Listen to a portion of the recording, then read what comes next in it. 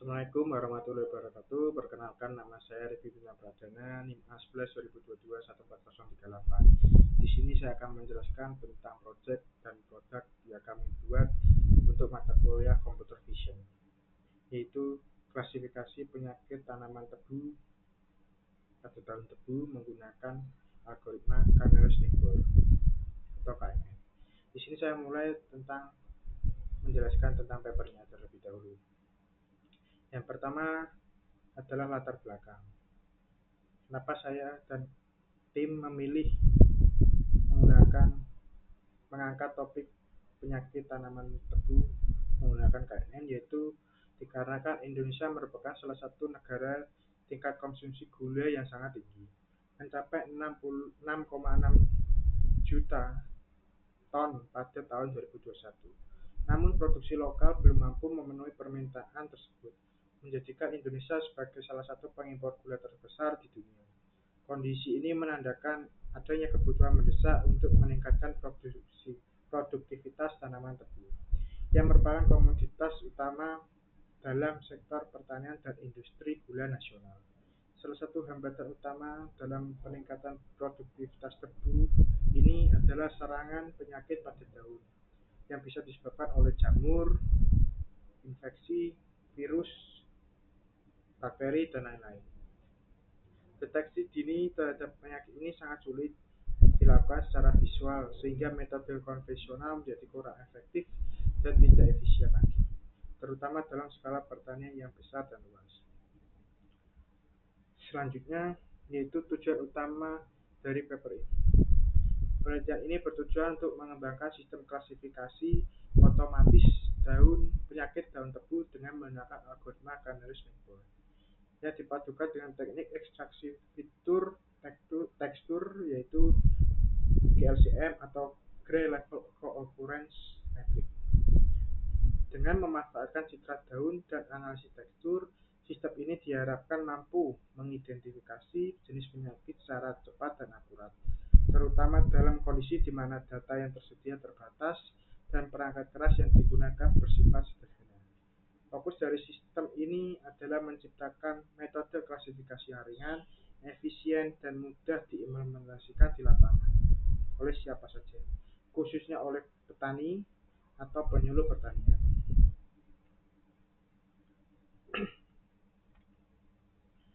Selanjutnya yaitu urgensi permasalahan. Urgensi permasalahan yang diangkat dalam penelitian ini sangat relevan dan mendesak, mengingat kegagalan dalam mendeteksi penyakit daun tebu secara dini dapat menyebabkan penurunan produksi secara signifikan. Di sisi lain, metode berbasis seperti CNN atau SVM yang kompleks membutuhkan jumlah data besar dan sumber daya komputasi yang tinggi, yang tidak selalu tersedia di lapangan.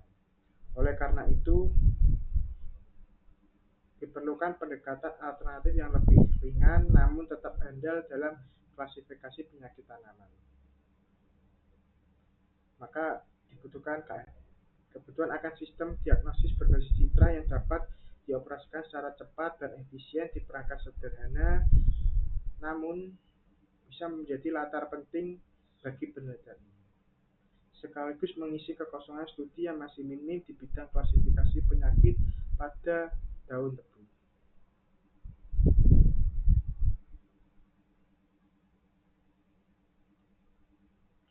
Oke, lanjut. Dalam research method di paper ini, tahapannya yaitu yang pertama adalah collection data. Kita mengumpulkan data dari dataset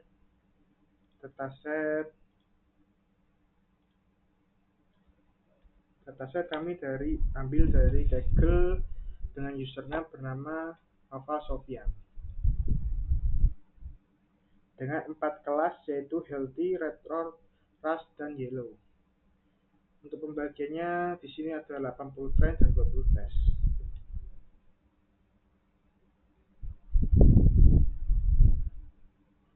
Dataset ini diambil dari Jember, Indonesia, dari Mumbul Sugarcane Plantation. Lanjut. Selanjutnya adalah tahap preprocessing. Di Di dalam tahap preprocessing ini ada image input, convert image to grayscale, resize, Gaussian, normalisasi, dan image output. Saya akan menjelaskan sedikit tentang preprocessing ini. Yang pertama yaitu grayscale conversion. Pada penelitian kali ini saya mengubah RGB menjadi grayscale. Contohnya seperti ini RGB dan ini yang dirubah sudah diprocessing menjadi grayscale. Selanjutnya ada resize. Pada resize ini saya menggunakan resize 256 x 256 pixel.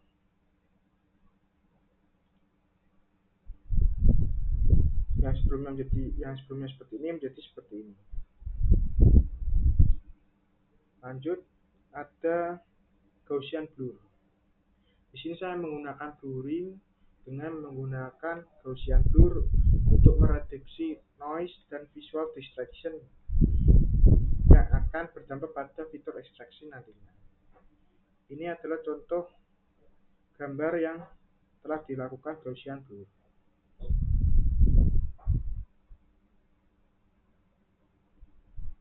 Lanjut yaitu ada normalisasi. Untuk normalisasi saya menggunakan pixel normalisasi 0 sampai 1 untuk menstabilkan pixel intensity value agar support ke machine learning proses.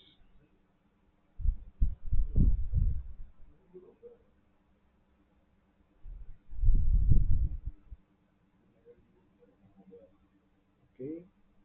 Selanjutnya adalah image output. Nah, contoh image outputnya nanti seperti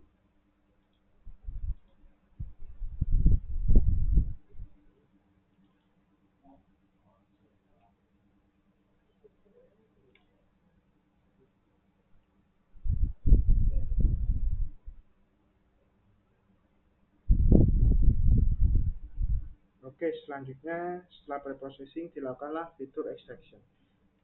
Di sini saya menggunakan fitur extraction bernama GLCM.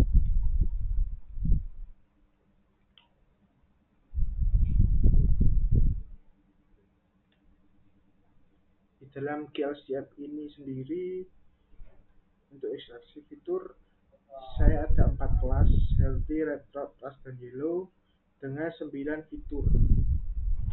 Ada entropy, terus ada homogeneity, terus ada apa lagi? Energi, korelasi, mean, median, dan lain-lain. Yang pertama yaitu homogeneity. Di dalam gambar box plot GLCM homogeneity ini diklasifikasi menjadi 4 kelas dengan data yang dominan yaitu yang kelas red dot.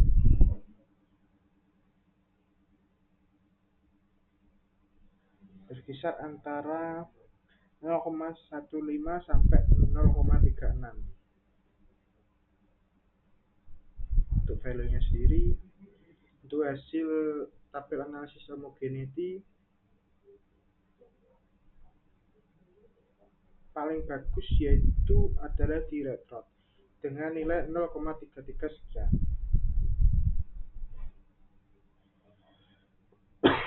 Selanjutnya ada yellow, rust, dan healthy.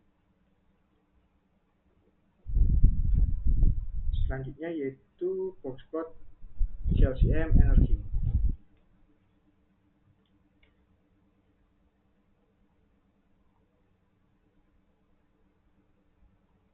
Di sini yang paling bagus yaitu yellow 2,4 sampai 7,6.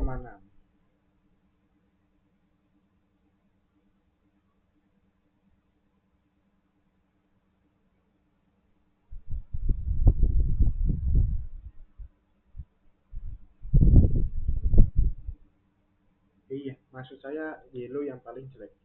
Yang paling bagus yaitu healthy dengan average 6,58 sekian.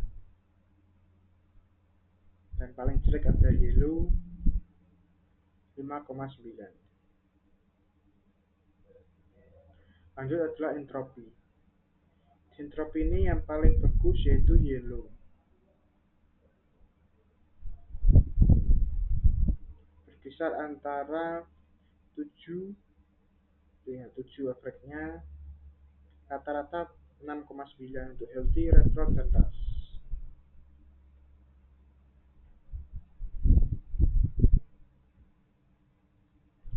Selanjutnya setelah dilakukan ekstraksi fitur ada modeling KNN.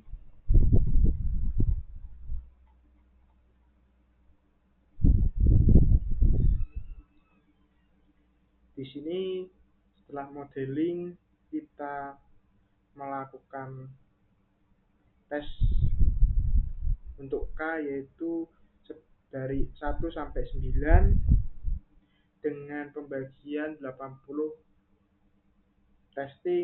training 20% testing dengan menggunakan 5 volt cross validation, maka didapatkan hasil yang paling tinggi performanya yaitu ada di K1 seperti yang digambar figur 10 ini. Di sini ada perbandingan dari K1 sampai K20. Ketahui bahwa K1 paling tinggi di 0,59. Maka yang dipakai menggunakan K1. K1 ini rawan overfitting atau underfitting nantinya. Namun itulah yang terbaik pada modeling kali ini.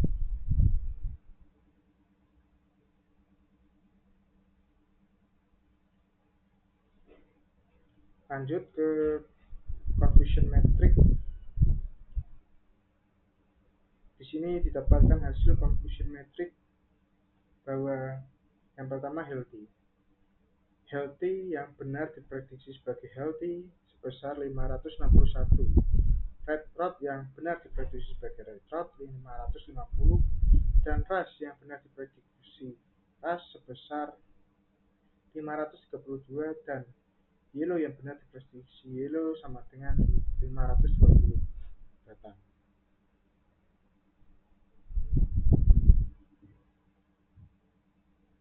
Setelah modeling akan didapatkan hasil akurasi, presisi, recall sebagai berikut. Untuk akurasi sebesar 0,62.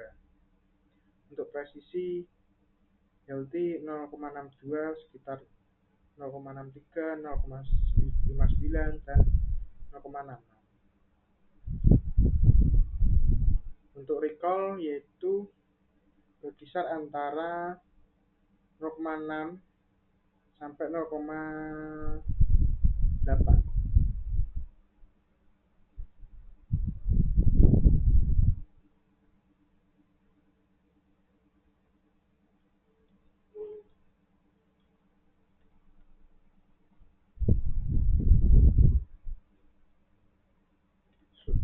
Mungkin itu saja yang bisa saya jelaskan di dalam paper ini. Selanjutnya kita lanjut ke tahap modeling. Untuk status paper yang kami buat, kita cek, kita ambil dari JSON untuk submitnya. Untuk OJS-nya dari JSON yaitu Journal of Computer Science dan Informatic Engineering dari Unram Universitas Mataram.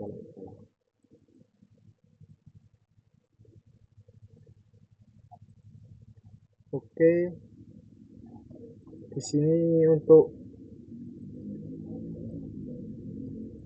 submisinya kita cek. Submisinya masih under review dan masih proses untuk mencari reviewer, karena reviewer itu tidak dibayar dan dilakukan secara sukarela, maka masih menunggu reviewer yang mau mereview paper kami.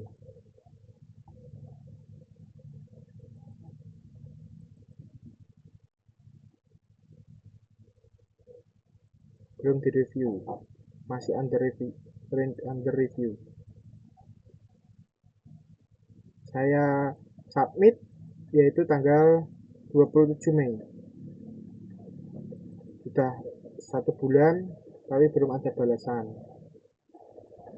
Normalnya 4 sampai 8 bulan sampai masuk ke tahap review. Di dalam JCOSIN atau Journal of Computer Science Informatic Engineer ini, dia publish Juni, kalau nggak salah Juni dan Desember untuk publishnya. Yang vol 1 2025 Juni ya, Desember belum. Oke, mungkin itu saja. Lanjut ke modeling. Oke, selanjutnya kita masuk ke tahap modeling KNN. Di sini kita masukkan file dulu, data debu dari Google Drive. Sebelum itu, untuk dataset saya mengambil dari Kaggle bersifat publik dataset dari username bernama Noval Sofian. Beliau mengambil dataset tebu ini dari Umbul Sugarcane Plantation di daerah Jember, Indonesia. Di sini ada 4 kelas, yaitu Healthy, Red Rot, Rust, dan Yellow. Ada 1000 objek atau 1000 gambar. Lanjut, di sini kita tampilkan jumlah gambar per kelasnya, rata-rata 270-an. Ini sesuai dengan yang tadi ya, 1004. Dari data sudah diketahui bahwa data tersebut imbalance. Lanjut ke tahap preprocessing. Di tahap preprocessing ini saya mengkonvert gambar RGB tadi ke grayscale menggunakan rumus CV2 convert color back to grayscale. Selanjutnya resize dengan CV2 resize gambarnya menjadi 255. Terus kita tambahkan noise, Gaussian blur, dan setelah preprocessing tahap ini selesai, kita simpan atau kita buat dulu output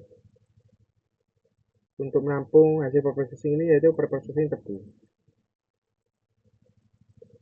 dan agar nanti tersimpan ke dalam folder ini. Ini adalah proses untuk simpan citra berpenyaji yang sehat. Terus ini yang Rust, Yellow, Red Rot ke dalam folder preprocessing tebu. Lanjut ke augmentasi.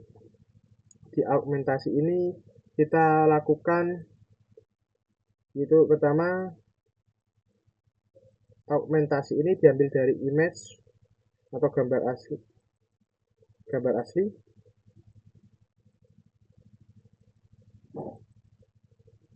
Maksudnya gambar grayscale, maaf. Dalam augmentasi kita lakukan flip secara horizontal, kita rotasikan gambar sebesar 15 derajat, maaf. Kita tambahkan Gaussian noise atau Gaussian blur itulah.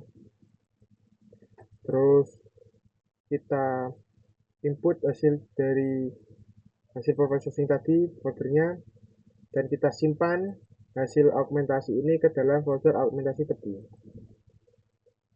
Ini adalah proses penyimpanan hasil augmentasi.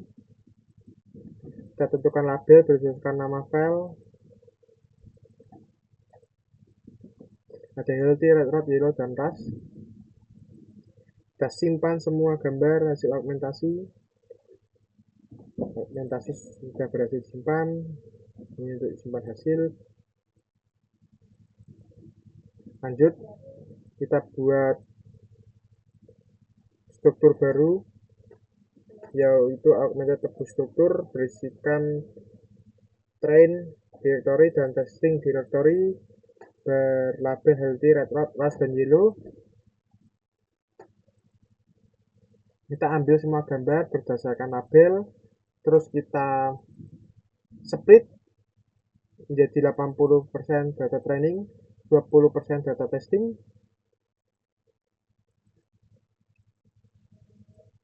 Setelah penyusunan ini, kita lanjut. Kita tampilkan dulu bahwa di sini diketahui bahwa tadi hasil preprocessing dan augmentasi sudah berhasil dilakukan dan terbukti ada 3.428 gambar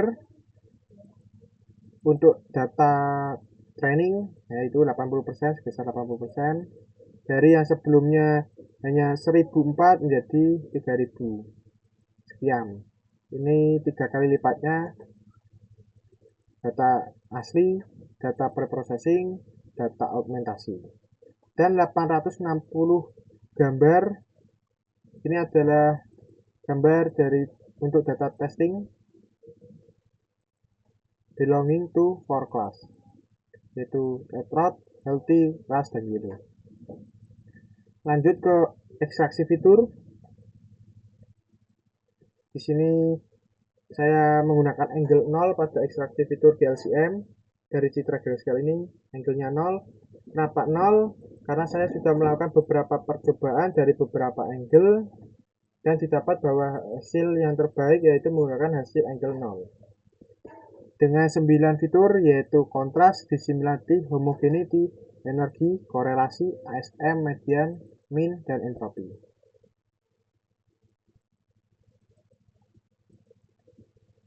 Kita simpan hasil ekstraksi fitur lagi menjadi CSV, yaitu bernama GLCM tebu CSV, agar bisa diolah lebih lanjut.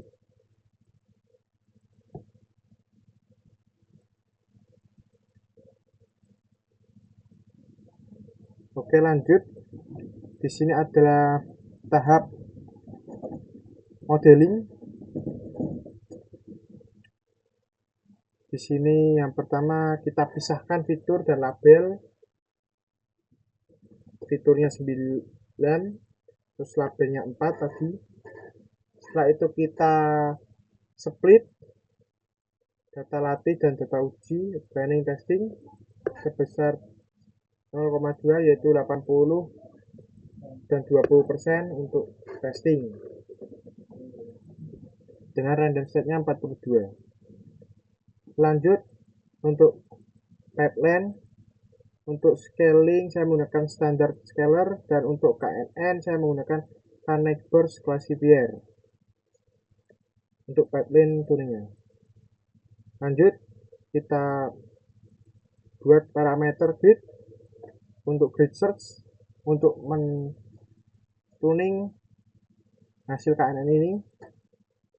Kita KNN neighbors dari range 1 sampai 21 untuk mencari K tetangga terdekat yang paling ya K tetangga terdekat. Terus ada KNN Wix yaitu berisi uniform dan distance. Terus KNN P yaitu inclusion. Saya menggunakan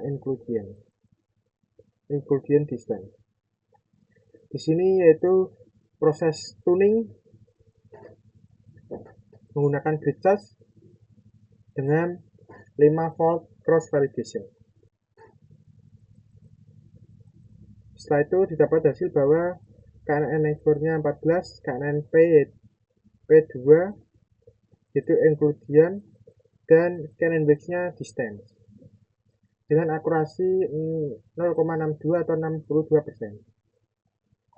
Lanjut saya akan memvisualisasikan entropi, ini visualisasi homogeneity dan kontras. Boxplot, fitur boxplot GLCM fitur. Lanjut ini untuk mengimpor boxplot, hasil boxplot GLCM tebu ke Excel agar bisa diproses untuk visualisasi bobot di Excel untuk dijadikan wrapper. Lanjut, di sini saya memvisualisasikan nilai K. Ya, nilai K-nya berasal dari KNN modeling tadi di atas, dan didapat bahwa hasil K-nya adalah K1. Bagaimana bisa menyimpulkan K1?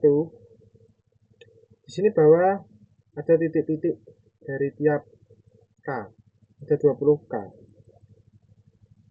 Jika titik satu ke titik yang lain itu jatuhnya sangat tajam, seperti K1 dan kedua itu, berarti titik yang jatuh secara tajam itu, terakhir jatuh secara tajam itu, berarti itu adalah K yang terbaik. Contohnya di sini adalah K1. K1, K2 itu sangat turun tajam. 2 ke 3 itu turun tajam juga, tapi tidak setajam K1 dan K2. K3 malah naik seterusnya. Terus baru melandai. Yang menjadi big difference yaitu di K1 dan K2. Maka didapat K terbaik adalah K1. K1 ini sangat rawan overfitting pada model. Overfitting atau underfitting. Lanjut, saya evaluasi performanya menggunakan confusion metric. Dapat akurasi 62%, dan ini hasil confusion metric dari data testing.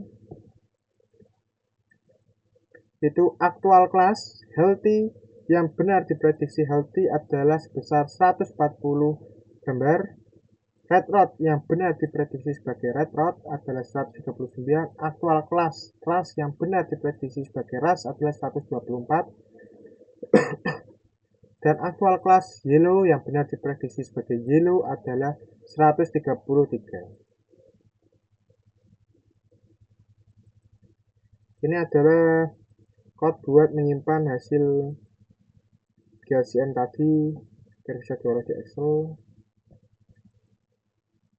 Nah, di sini saya yang terakhir adalah menyimpan hasil modeling ini menggunakan format PKL. Kenapa format PKL? Karena format PKL ini untuk pemodelan machine learning non deep learning seperti KNN itu pakai PKL.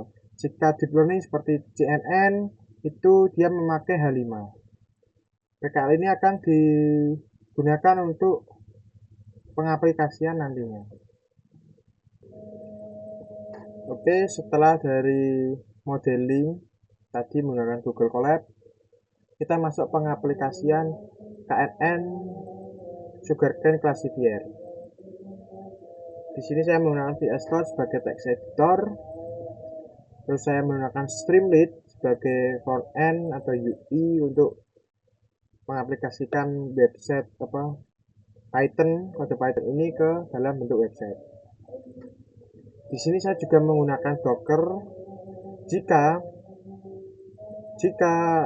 pengguna ingin menggunakan pengaplikasian ini ke tahap yang lebih serius, yang lebih lanjut, yaitu deployment. Jika pengguna ingin deploy menggunakan VPS yang berbayar, maka sudah bisa atau sudah support Docker. Tapi untuk saat ini Docker belum saya gunakan karena pengaplikasian ini belum saya deploy. Lanjut, di sini kita panggil folder PKL-nya yang tadi sudah di save di modeling tadi ke PKL. Di folder train model kita definisikan label, kita definisikan fitur GLCM-nya, Terus kita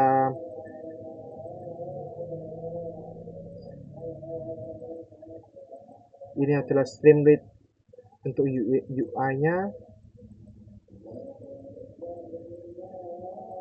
Langsung saja kita jalankan. Sebelum jalankan, untuk pengguna jika ingin menjalankan pengaplikasian ini wajib menginstal requirements yang ada di sini. Caranya cukup simple karena saya sudah kumpulkan, saya sudah tulis di requirement ini, tinggal pip install requirement.txt.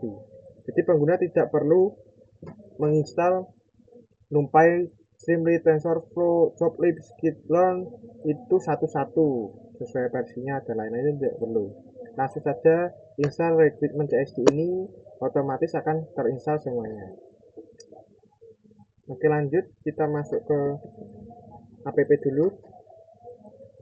Untuk masuk ke folder main.py, kita jalankan main.py menggunakan Streamlit dan main.py.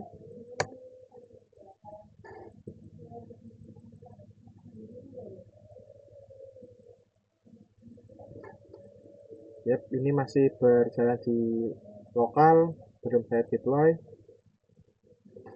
ke VPS dan atau Streamlit.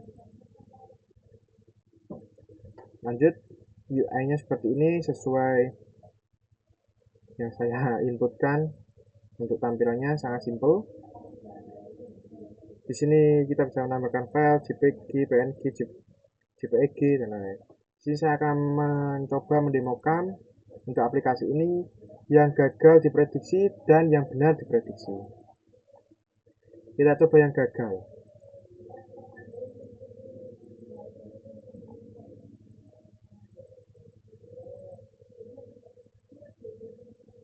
Nah, di sini saya menginputkan tebu berlabel yellow. Bisa dilihat samping-sampingnya mengkuning. Ini adalah tebu berpenyakit yellow. Kita classify apa hasilnya. Yap, hasilnya adalah salah. Hasilnya adalah rust, bukan yellow. Ini berarti model salah memprediksi bahwa gambar ini tidak diprediksi sebagai yellow namun diprediksi sebagai rust. Ini dikarenakan kemiripan antara penyakit yellow dan penyakit rust. Seperti ras itu seperti bintik-bintik coklat, kalau yellow kan kuning. Ini adalah kesalahan yang paling umum pada model KNN ini, pada penelitian ini, yaitu bahwa yellow diprediksi sebagai rust dan rust diprediksi sebagai yellow. Dikarenakan model mengira bahwa gambar ini sangat mirip. Jadi dikarenakan akurasi yang rendah, hanya 60%, maka model salah memprediksi. Kita coba yang lain. Ini apa? Coba. Ini yellow juga sama. Ini yellow. Kita coba yang enggak yellow. Healthy. Oke, di sini healthy, ada tebu healthy.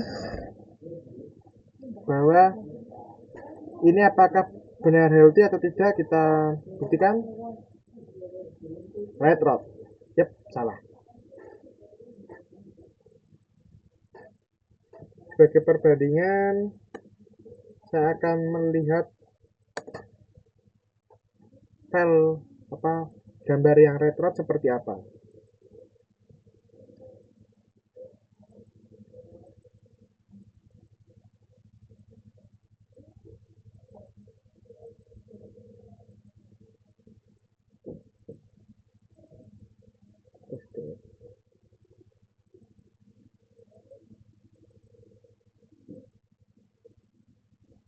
Nah, red rot adalah gambar seperti ini, ada yang lain mungkin yang lebih.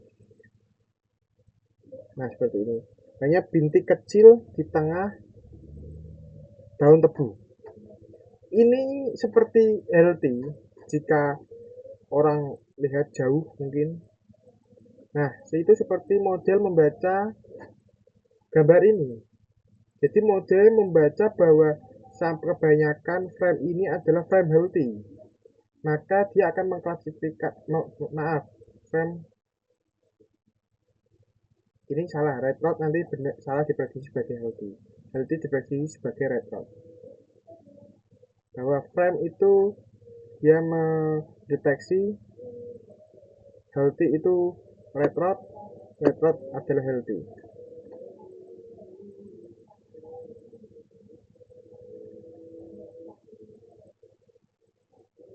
Oke, saya akan mencontohkan mana file gambar yang benar diprediksi dan sesuai. Saya sudah menyimpan ke folder khusus. Yang pertama ini.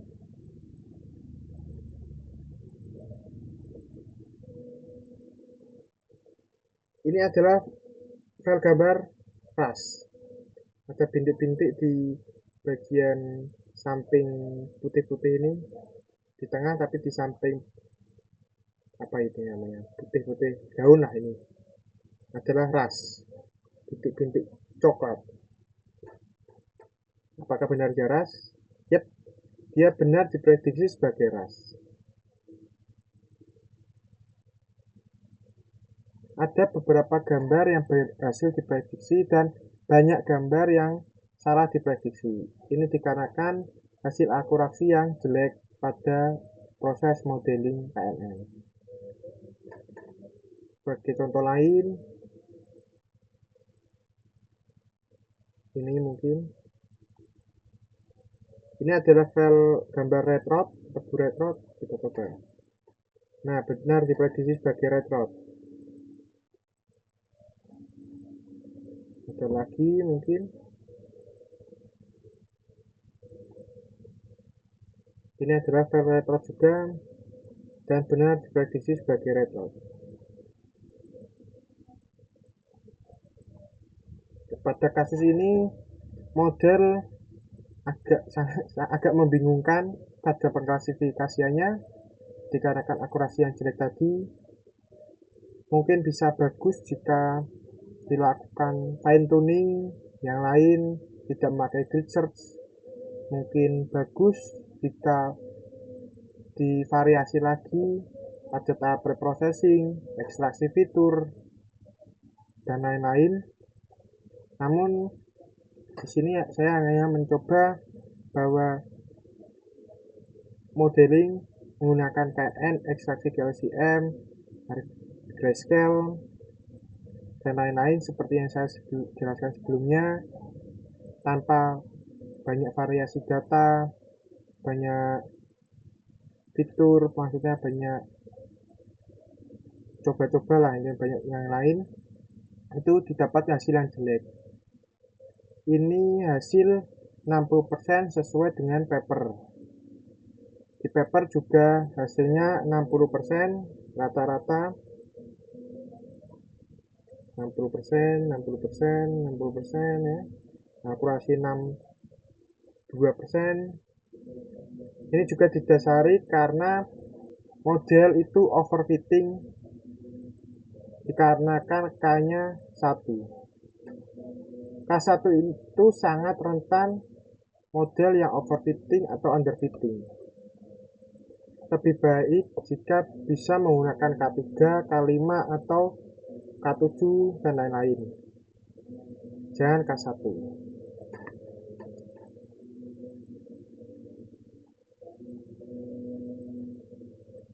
Oke, mungkin itu saja proses pendemoan aplikasi KNN Sugarcane di sesi classifier ini. Mohon maaf kiranya jika banyak kesalahan luput kata dan susah menjelaskan. Mohon maaf. Wassalamualaikum warahmatullahi wabarakatuh.